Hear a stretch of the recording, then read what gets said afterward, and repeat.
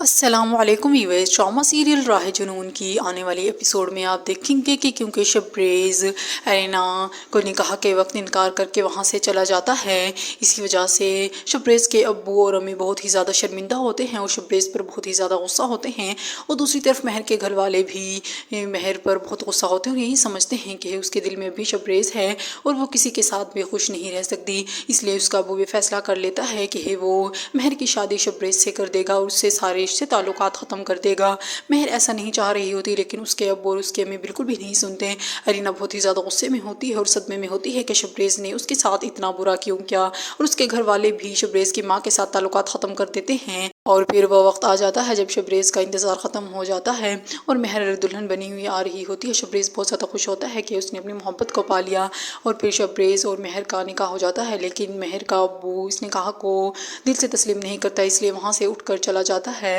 اور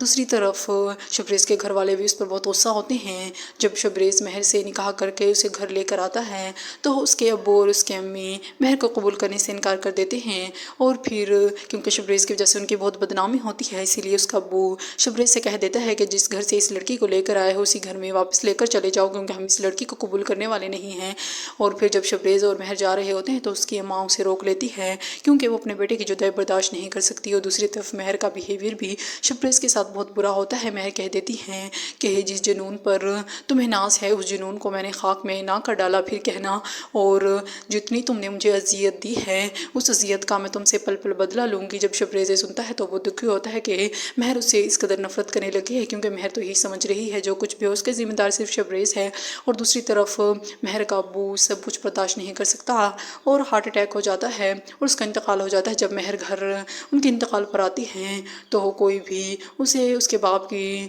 میت نہیں دیکھنے دیتا اور اسے وہاں سے واپس جانے کا بول دیتا ہے۔